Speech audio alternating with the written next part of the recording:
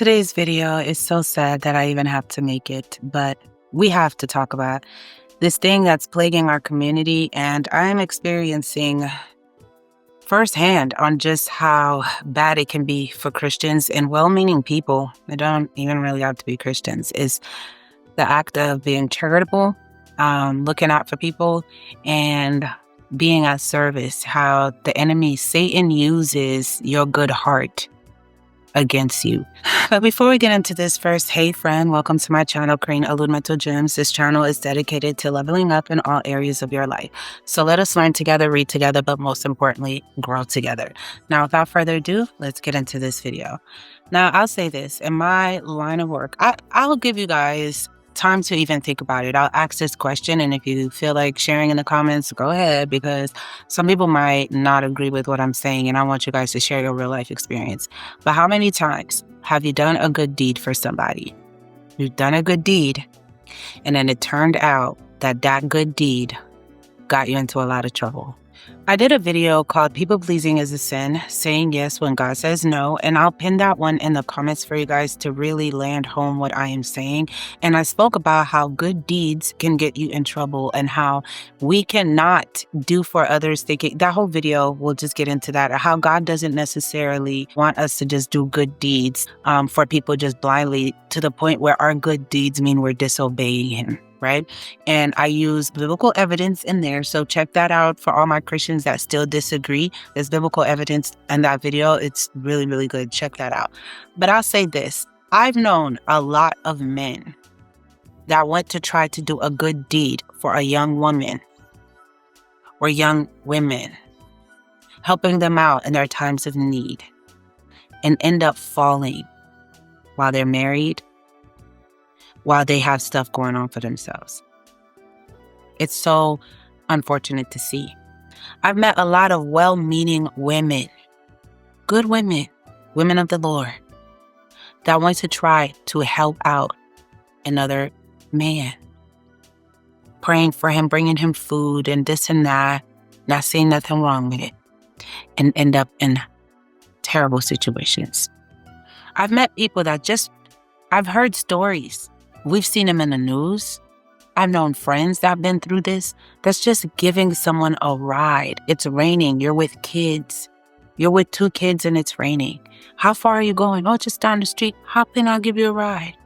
And that person tried to rob them successfully, or set them up, just trying to do a good deed. I met people, women that open their homes up, and this happens a lot in the Caribbean community, the Haitian community, because Haitian women are very charitable.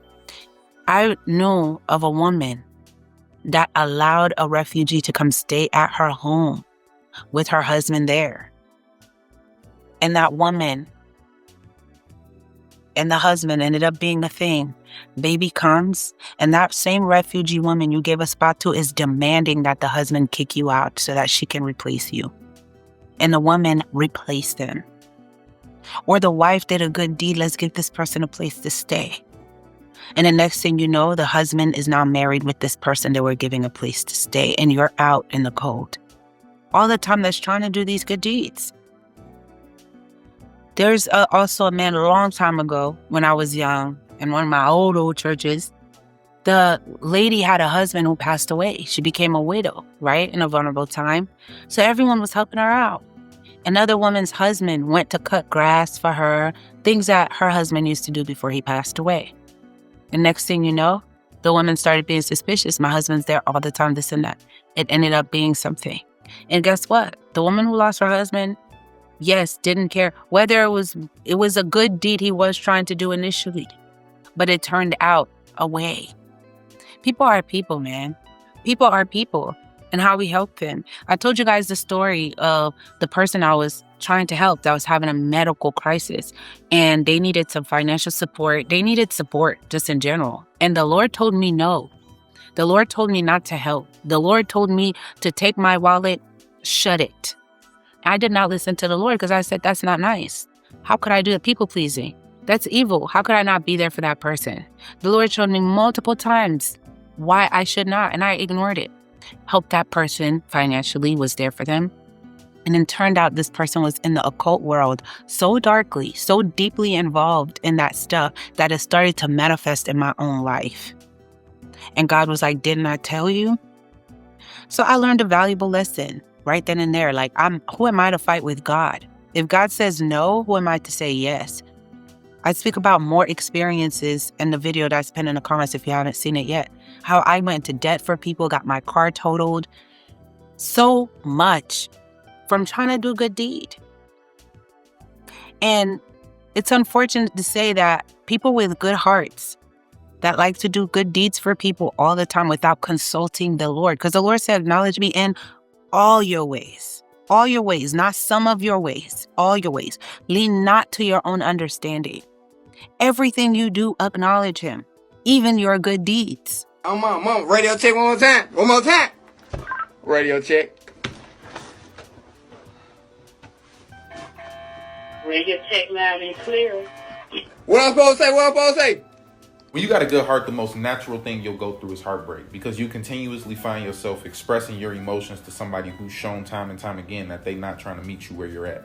I'm going to tell you why it's your fault, and my source is the Bible. Matthew 7 verse 6 says, don't waste what is holy on people who are unholy. Don't throw your pearls to pigs. They will trample the pearls, then turn and attack you. How many times do we give some of our best messages and some of the things that we really went through trials and tribulations to find out to somebody who is unworthy of this information? And that's when I realized I was healed. When I realized that a lot of the things ain't even really worth the conversation, because I know for a fact that you're not going to try to see where I'm coming from. I know for a fact that you're not going to empathize with me. And I know for a fact that you're not going to change your ways. And that's your business. There's absolutely no way that I'm going to continuously take the gift that God gave me and the things that I developed over the years to give to somebody else who's absolutely not interested in anything that I'm talking about. That's my fault, and I'm the reason why I'm hurting. So 2 things. Don't throw your pearls to pigs, and open the Bible. There's some good stuff in there. When you have a good heart, you help too much, you trust too much, you give too much, you love too much, and it always seems like you're the one who gets hurt the most. Your kindness draws people to you, but it also makes you vulnerable.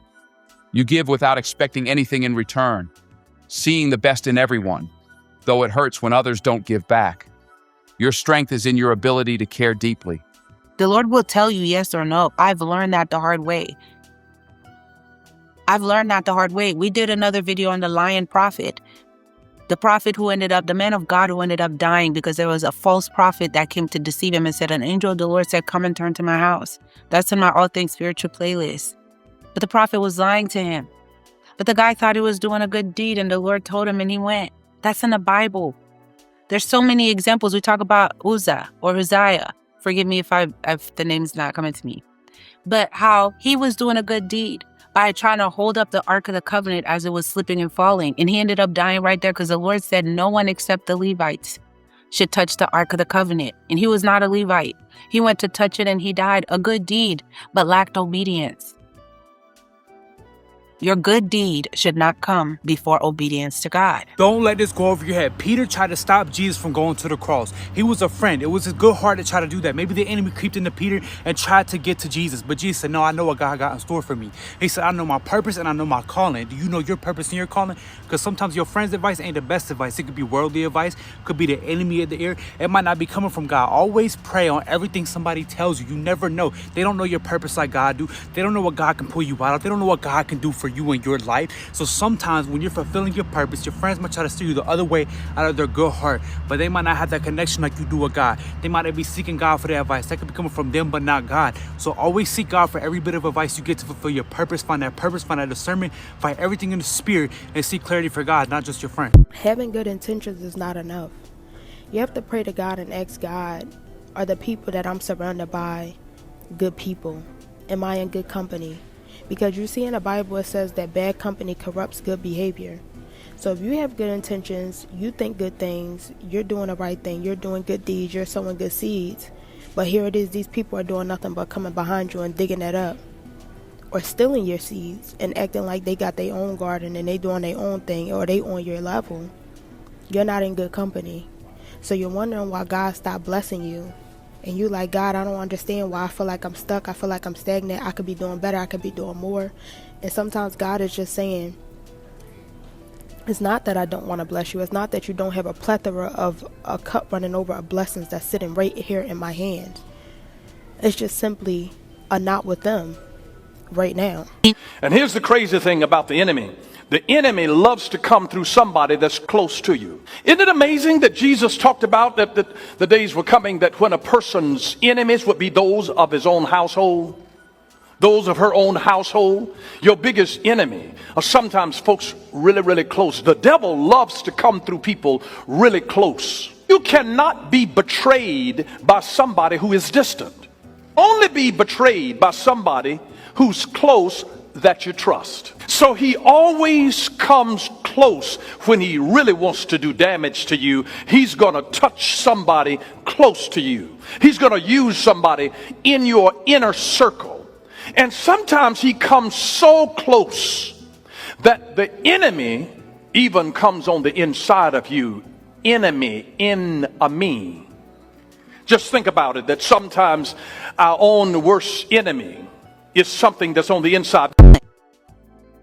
There was people that tried to do Bible study with me. I told you that. You're a married person. You try and do Bible study with me. It's weird out here in this world. You got to be vigilant and avoid certain things. I'm like, but it's a good deed. It's the Bible. We're talking about that. And God said no. And, you know, I've learned by then so much from falling flat on my face. I said, oh, I'm not arguing with you this time. And I didn't. I don't even need to know what could have, would have, should have happened. I'm not arguing with God. I'm not going back and forth with him. And I was spared. And when you have a good heart, you have to be very vigilant because people will take advantage of that. There's a lot of people I know right now that's going through it because they were doing good deeds. I don't know what to tell them. You're like, how did this happen? How did you get so deep into this? How is now your name being tarnished and all these things is happening? Because you were trying to be there for somebody and one thing led to another. You have to be careful. You have to be prayerful. The enemy is literally like a roaring lion looking for whom he will destroy. God is so good, man. God is so good in that. God is so good. God is so good. He's that still small voice that speaks to you and warns you. And I know this video might not be for everybody. I pray over my videos, Lord. Use my mouth. Whoever watches, it was meant for them. Some of you are struggling with that right now. Something's going to happen in your life if you don't heed the warning to slow down. I know you want to give that person a ride. Do a quick prayer and say, Lord, show me. Show me if I should. Should I allow this person to come into my home? A lot of people had witches come and stay in their homes they didn't even know. That happens in Haiti all the time. Your children end up dying. Your finances go down. And the whole time that person's in your home. A lot of you guys don't even consult God before you date. You think the guy's a nice guy, this, that. And you're married to a warlock. Do you know how important it is to consult God in all you do? How your own understanding is deceptive. The heart is deceptive. That's what the Bible says. It's wicked and deceptive above all things. You cannot trust yourself. You cannot trust your own heart. You need God desperately to tell you which way to go. If you trust yourself, you'll end up in the most pitiful of situations. The Lord is good. I praise God for all that he spared me from. Because while I'm getting moved and stirred right now in my heart, is I'm remembering all the times that all the things God spared me from good deeds, people pleasing, not being able to say no. And I'm looking like, dang, this could have been me. I'm looking at what other people are going through. I was spared, Lord. Like, I don't even deserve it. I have friends that are dead. They're dead from doing good deeds. Being in the wrong car with somebody. Gone. You know, life ruined. Jobs taken from them. Lose everything from doing good deeds and not obeying. There's no problem with doing good deeds. That's not the problem. It's pray about it. Take your time.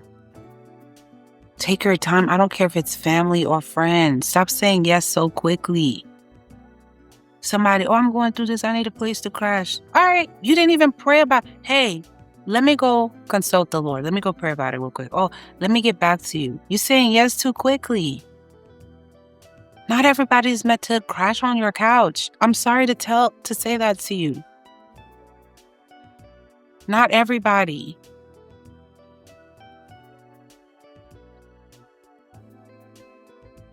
Not everybody's meant to be your friend. Not everybody you're meant to be there for. Some people the Lord really devote to destruction. And you're trying to help them when he's devoted them to destruction. This is what he told Ahab, the king Ahab. Because you showed mercy to the person I devoted to destruction. Everything I was going to do to that person, I'm going to do to you. That's the whole story in the Bible. We could do a Bible study on it on another day. Sometimes these people are going through their afflictions. They're getting sick. They're going to die because of their own stuff. God has already spoken. And here you are, trying to take the place of God. If I could say the moral of the story, because my heart hurt as I'm talking about this, is that pray about everything you do for people. You're dumb. You don't know tomorrow. I always say, I'm too dumb. I'm too stupid. I'm too ignorant. I'm too naive to try to walk in my own will, plan my days, or do things without acknowledging God. I'm dumb. Every time I do them, I fall flat on my face because he knows the future. Like, I go as far now. People may think I'm extremist. I even have some friends that make fun of me like, dang, you're OD Cree. My phone will ring and I'll pray before I answer. And I'll just call the person back. Before I even have a phone conversation with someone or respond to their text, I'm praying. Because it could change, like one reply to a text can change the whole trajectory of your life. One reply to a DM can change the whole trajectory of your life. One phone conversation, now you're stuck with some people. So I've learned there's nothing casual about this life. There's nothing casual about this life. One car ride can change your life. Laying down with the wrong person can ruin you. You're stuck with them. Not just for 18 years. Till that child dies. You're stuck with them. Nothing is casual. You can't live your life so carefree like that. You're not acknowledging him. It's important to acknowledge him. Going to the wrong church, hearing the wrong sermon. I pray over who I watch, who I hear. It's so rough out here. There's even some doctrines. I'm like, yo. And I start to speak those doctrines. It was like God is looking at me like, So now I'm like, I have to be cautious. I don't care how holy you look or sound. I even tell you guys, pray before you watch my videos. It's real out here. It's so real. It's so real out here. Everything is so spiritual. It's a war. It's a war for your mind. It's a war for your spirit. It's a war for your sanity. It's a war. The spirit of division is around to divide you from your family. The spirit of destruction is around that you spent years working for your legacy, for everything you have, for your respect and dignity, and you throw it away like that. From doing the wrong good deed for somebody, from going to lay with the wrong person. And now this person is crashing out, trying to destroy everything that you built. It's real out here. People are evil. They're led by demonic spirits. And Lucifer himself come in a garb of light, in a robe of light. So because people come soft voice, really quiet, really meek, you think there's no need to question God about this? Hey, Lord, I see this new person is really interested to be my friend. What should I do? They just want to go out. They just want to have lunch. They just want to have dinner. You didn't pray about it. You just said yes. You didn't consult the Lord.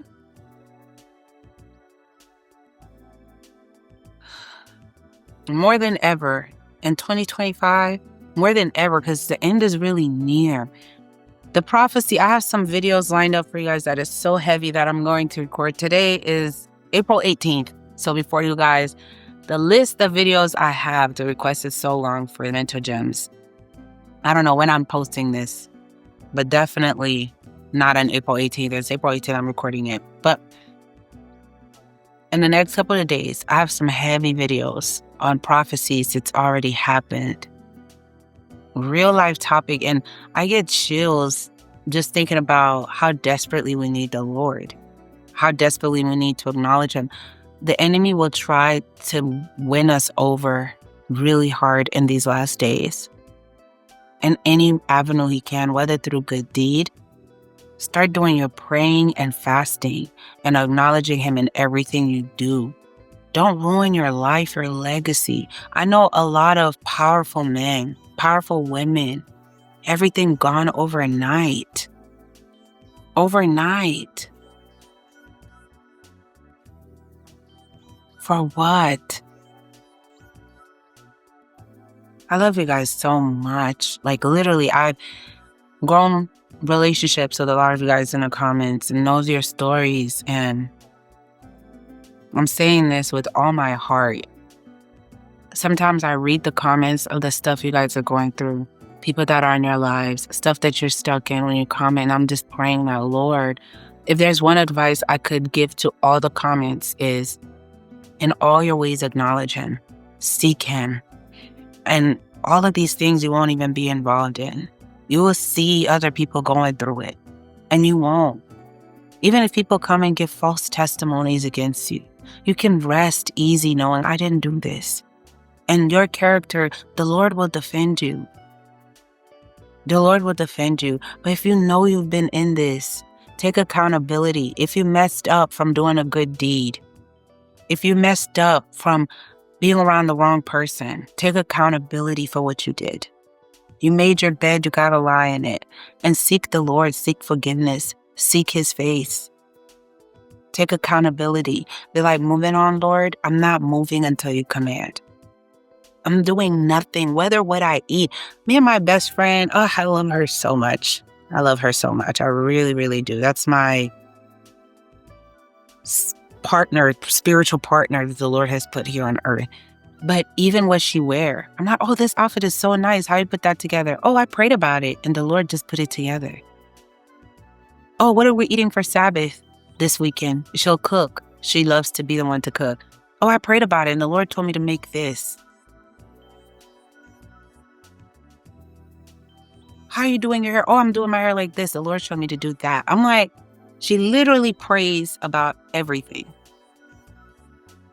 And it's such a beautiful habit to have that, wow. Now, it's so crazy that if I pray before I drive, even if I encounter traffic and I'm late, I don't have anxiety over it. It is what it is.